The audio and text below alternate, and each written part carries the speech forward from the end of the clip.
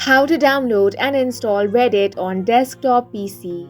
Hi guys, welcome to our channel. Let's begin. If you want to download and install Reddit on your desktop PC, then you want to open up Microsoft Store if you are on your Windows, or you can open any default store on your PC.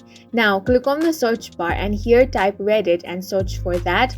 From the search results, you want to select this option. Now go ahead and click on the download option over here. Once you click on that, the downloading will begin. You will have to wait for some time until the downloading has completed.